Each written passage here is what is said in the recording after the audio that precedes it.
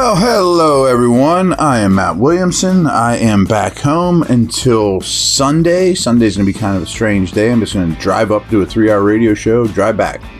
Then be there pretty much the rest of the week starting Tuesday. Just a little nugget here. This year I have a new responsibility with the Steelers. I am going to do the first hour of the pregame show. Tim Benz and I, for all away games. Dale's going to do the home games. So you can catch me there.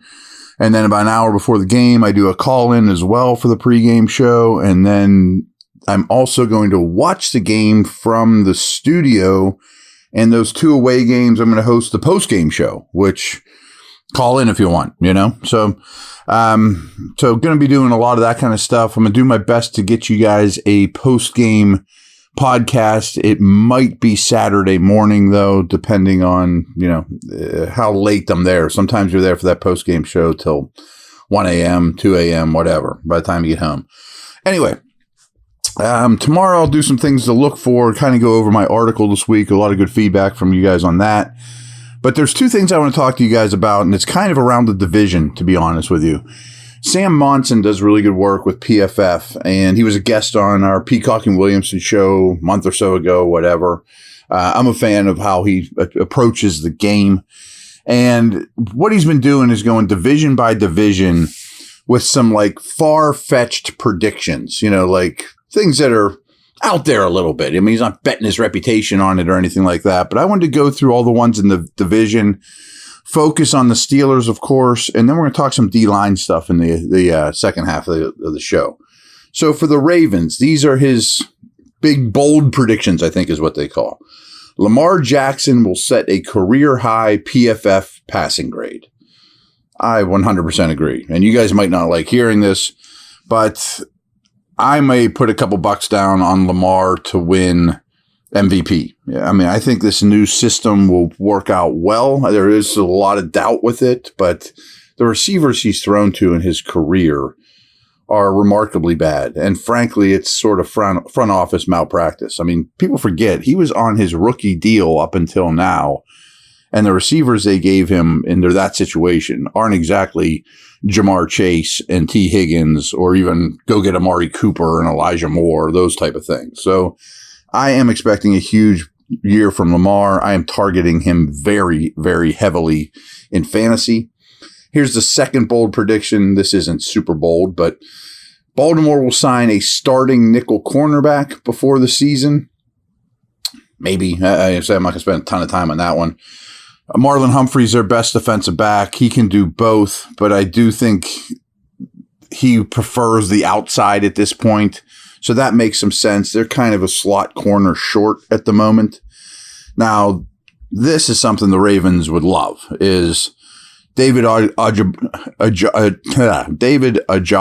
the kid out of Michigan who missed all last year, basically, tore his Achilles at his pro day. Talk about tragic, man. How awful would you feel after you'd be a first-round pick, you tear your Achilles at your pro day? But they need him to. I mean, they have Oweh out of Penn State, and they have Ajabo, both of whom are tremendous athletes, tremendously unproven. Last I heard, Jadeveon Clowney was visiting there. So we'll get to the Ravens D-line more in the second half of the podcast. But if Ajabo can get 8 to 12 sacks, that would be huge for them. I have my doubts, to be honest with you. Okay, the Bengals. This one's not super exciting, but a mid-round receiver pick, Charlie Jones, finds a way to significantly contribute as a rookie. Okay, I mean, I'm not going to lose a lot of sleep over that one. It's not the most bold prediction in the world. There's some better ones we'll get to. Obviously, they have Chase Higgins-Boyd. Trent Irwin played a lot for them last year. Maybe. They also got the fast kid from Purdue, whose name's hard to pronounce. This one I kind of have a hunch about as well, and I've been grabbing him in fantasy as well. Irv Smith Jr., tight end, has a Pro Bowl season for the Bengals. I can see that. I really like this player. He's really had a hard time staying on the field. The Bengals may have snuck one past the league here and had Burrow's best tight end in Smith if he can stay healthy. And I could see, back to the old point here, I could see Tyler Boyd's role decreasing a little bit as he aged. This one would be very disheartening if you're a Bengals fan, but I could see it. Joe Burrow remains a top 5 most sacked quarterback. Some of that's on him, especially early in his career. I mean, he's tough as can be. He sits in the pocket to the last minute. But early in his career, they had very bad lines. And now they've invested and invested and invested. But I don't know that it's a huge upgrade. You know, Jonah Williams was a bad left tackle, so they're going to stick him on the right side. He's probably going to be a bad right tackle, you know. So I think Orlando Brown is an overrated player. So I could see that. And not to mention the guy's coming off a pretty major calf injury, and I don't know when Burrow's going to see the field. I mean, that to me more and more sounds unlikely that Burrow is there for week 1. You're not going to like this one, but, well, I'll tell you in a second. Cleveland Brownies. Myles Garrett wins Defensive Player of the Year. I think he's going to be my pick for Defensive Player of the Year. I think it's his turn. There's so much more around him now. That scheme will let him, quote, pin his ears back more and a lot more wide 9 stuff. The people he will play off of are the best of his career, hitting his prime. I often tell you there's 5 elite edge rushers. He's, of course, one of them. So's TJ, of course. But I am on board with that bold prediction. Here's another one. DeJuan Jones becomes a starting right tackle by the end of the season. I can see that, too. I think Jack Conklin has been a good player, but he's kind of on borrowed time. Beat up, getting kind of rickety at this age. And oh, by the way, he's also quite expensive. I don't think he'll be a Brown past this season. So maybe they start to put the behemoth Jones in there from Ohio State. This is another one I agree with and has massive fantasy overtones. Nick Chubb sets a new career high for receiving. Now, I don't think he's become Christian McCaffrey or Alvin Kamara, but I've been drafting Chubb like crazy in my best ball drafts because even if he catches 10 to 20 more passes with Kareem Hunt gone, that's huge. And I could see him having his best season as a pro. I think he's just a tremendous player and might assert himself as the best back in the league. All right, here is the Steeler ones. And they are all positive. This one's not super out on a limb. It sounds better than it is in reality. Kenny Pickett throws for 3 times as many touchdown passes as his rookie year. Well, he only threw 7. I mean, getting to 21 isn't that bonkers. So I agree, but that does sound crazy. 3 times more touchdowns. But I did find this interesting too. 14 quarterbacks threw for more than 20 touchdowns last season. So Pickett tripling his rookie total is very attainable. And remember, I think it was 69 quarterbacks started a game last year. I mean, the quarterback position was crushed by injuries. So 14 of them got to 20. I bet they get to 16 or 17 this year. All right. Next one. I think is a very good chance of this, and I'm trying not to be too Homer-esque, but I am really, really warming up to this idea. Pittsburgh is back in the playoffs. They mentioned getting Watt back, Pickett improving, of course, Tomlin. Pro Football Focus and Sam Monson are really high on the Steelers' offseason moves. Yeah, I mean, if they were in the NFC, I would put everything I own to go to the playoffs. I'm more worried about the competition in the conference and division, but the schedule is really favorable too. Here's another one I agree with. Steelers O-line ranks in the top 10 by the end of the season.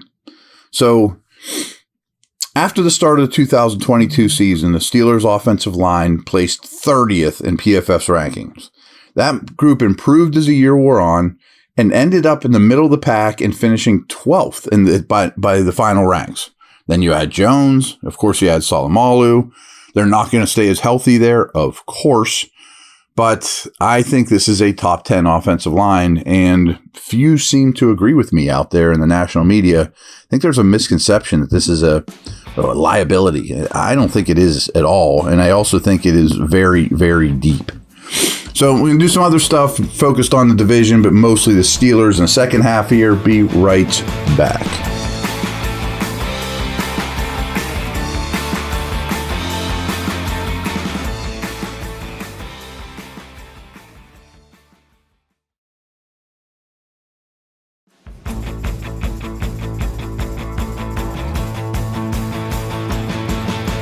Speaking of line play, I have referenced Brandon Thorn quite a bit.